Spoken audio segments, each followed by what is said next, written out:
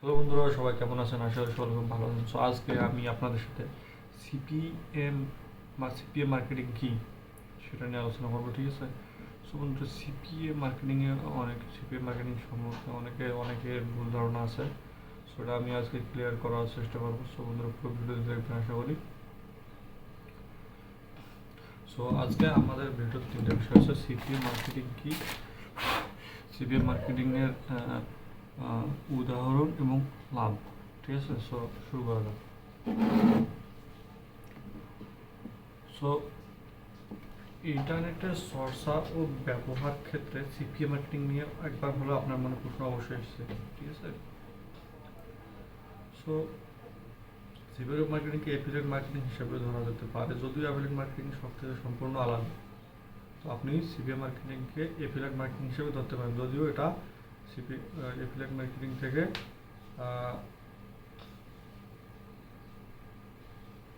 সম্পূর্ণ আলাদা। এখনের সময় যে কোনো বিজনেস, প্রোডাক্ট ও সার্ভিসে মার্কেটিং করার ক্ষেত্রে ডিজিটাল মার্কেটিংয়ের ব্যবহার অধিক পরিমাণে দেখা যায়।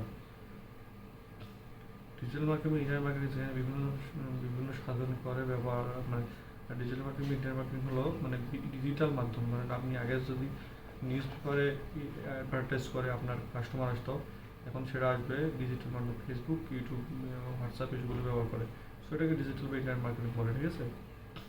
তো এই ইন্টারনেট মাধ্যমে অনলাইন মার্কেটিংয়ের সাধনের মাধ্যমে একটি হলো সিপি মার্কেটিং। মানে এইরকম একটা ব্যাপারই হলো সিপিএ। ফেসবুকে যখন বুস্ট করেন ওইরকম একটা ব্যাপারই হলো সিপিএ মার্কেটিং, ঠিক আছে? কারণ affiliate marketing, CPA marketing affiliate মার্কেটিংয়ের ভাগ হিসেবে বা ধরেন অঙ্গ সংগঠন হিসেবে ধরা যেতে পারে। কারণ এফিলিয়েট মার্কেটিং ক্ষেত্রে আমরা যে কোনো একটা উৎপাদ বা সেবাগুলোকে প্রচার বা সেগুলো বিক্রি থেকে কিছু কমিশন আয় করি।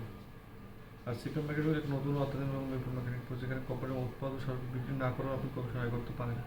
এখানে আপনি কোম্পানির সরাসরি কিছু না করেও আপনি আয় করতে পারবেন।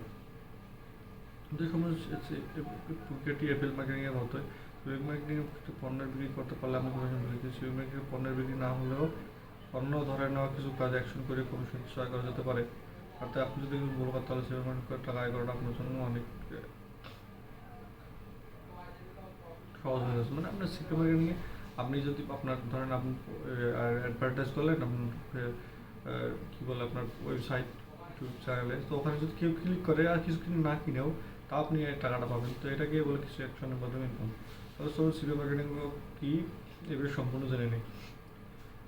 কস্ট পার অ্যাকশন, এই যে অ্যাকশন মানে ধরেন আপনার ওয়েবসাইটে বা ইউটিউবে যদি কেউ একটা ক্লিক দেয়, তাতে কিন্তু আপনি টাকাটা পেয়ে যাচ্ছেন। আপনাকে আর ওই কী বলে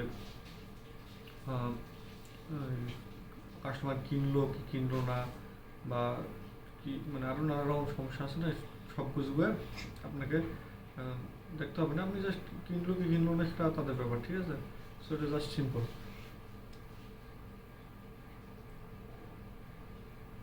একজন পাবলিশার হিসেবে এই ধরনের কাজকর্ম করতে হবে নিজের ব্লগ ওয়েবসাইটের মাধ্যমে। সো এইগুলো করার জন্য আপনার ব্লগ ওয়েবসাইট থাকা লাগবে। আপনি সিপিএ মার্কেটিংয়ের জন্য ব্লগ ওয়েবসাইট থাকা জরুরি ভিত্তিতে আপনার জোর প্রয়োজন। সিপিআই পূর্ণ কস্ট পার একুইজিশনও বলাও হতে পারে। এখন মূলত লিড তৈরি করা, এখানে কিছু ধরে তো কাজগুলো ব্লগ ওয়েবসাইটে ইউজারদের দ্বারা করানো, যে কাজ করার জন্য কোম্পানি এখন কমিশন দেবে, ঠিক আছে? সো তো সিপিএ মার্কেটিং আরও কিছু লাভ আছে।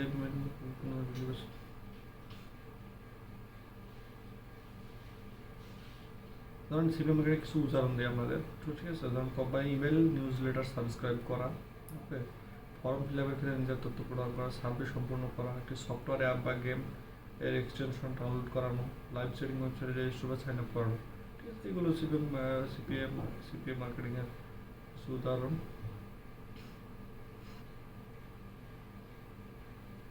সিপিএম মার্কেটিং কিছু share site, CPA lead, CPA group, CPA পারফ্লাই, এগুলো আছে, আরও অনেক সাইট আছে, আপনি বুঝলে পেয়ে যাবেন, ঠিক আছে?